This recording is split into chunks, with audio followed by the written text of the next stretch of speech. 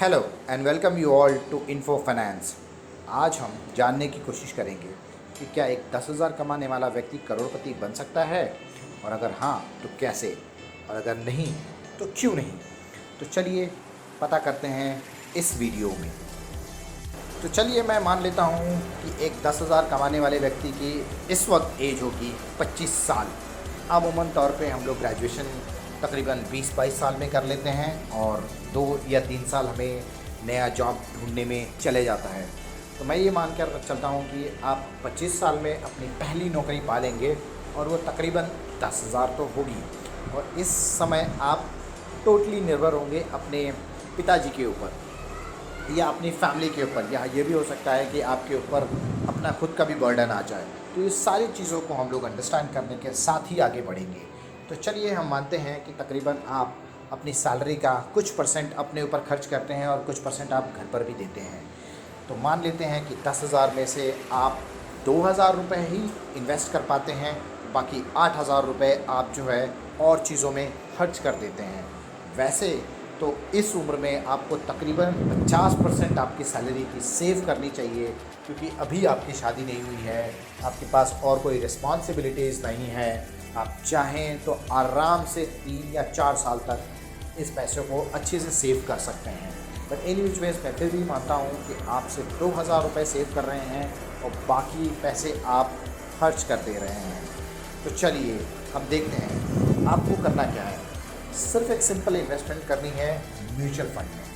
Mutual fund, ऐसा mutual fund आप choose करें जो कि आपको हाई रिटर्न देने की क्षमता रखता हो। तो हाई रिटर्न अगर जहाँ होगा वहाँ रिस्क भी आपका हाई होगा।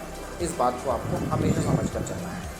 मान लीजिए आपने एक स्मॉल कैप म्यूचुअल फंड में इन्वेस्ट किया। अब म्यूचुअल फंड के भी कई सारे टाइप्स होते हैं, मिड कैप होता है, स्मॉल कैप होता है, लार्ज कैप होता है। उस हिसाब से उसकी रिस्क कैपेबिलिटीज़ यहाँ होती हैं और उसी हिसाब से वो रिटर्न्स भी देते हैं। तो जैसा आप रिस्क लेंगे वैसा आपको रिटर्न्स मिलेगा। फिर किसी वीडियो में मैं सारे म्यूचुअल फंड्स के बारे में समझा दूंगा। अभी सिर्फ हम हाइपोथेटिकल चीज़ें समझने की कोशिश करते हैं कि इन्वेस्टमेंट हमें कितना फ़ायदा दे सकता है। तो मान लीजिए आपने इन्वेस्टमेंट करी 2,000 रुपये की हर महीने, और आपने इस इन्वेस्टमेंट को कंटिन्यू किया अप टिल योर रिटायरमेंट, यानी कि आपकी रिटायरमेंट आने तक आपने इसे किया, which is close to 60 years. तो अगर ये 60 ईयर्स के क्लोज है तो आप तकरीबन 35 साल तक अपने पैसे को इन्वेस्ट करेंगे रेगुलरली। आइए देखते हैं कि अगर आपने इन पैसों को 35 साल तक रेगुलरली इन्वेस्ट किया तो आपको गेन्स कितने मिलते हैं।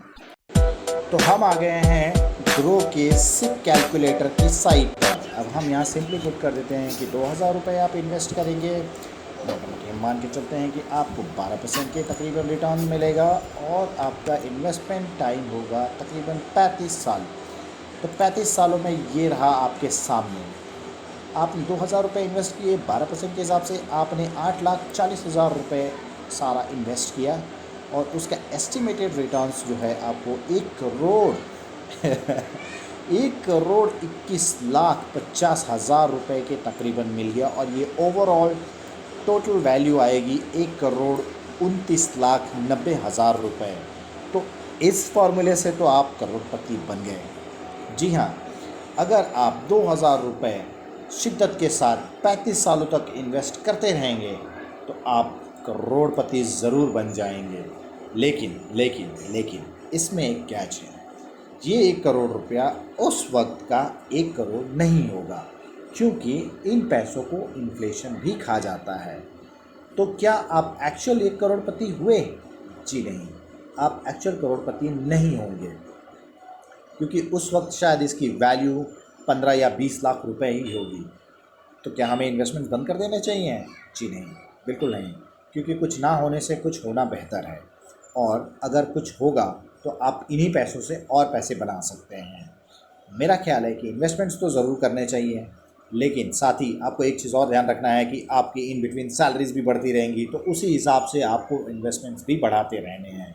तो यस, आपका करोड़पति बनने का सपना तो ज़रूर पूरा हो जाएगा, लेकिन उसकी वैल्यूएशंस थोड़ी सी कम होंगी। पर बहरहाल इन्वेस्टमेंट्स आपको करनी है, और इन्वेस्टमेंट्स के थ्रू आप चाहें तो 5 या 10 सालों में भी करोड़पति बन सकते हैं। तो अब हम आगे वाली वीडियो में आपको समझाने की कोशिश करेंगे कि क्या ऐसी चीज़ें करें जिससे करोड़पति और जल्दी बना जा सकता है। So till then, thank you and good bye.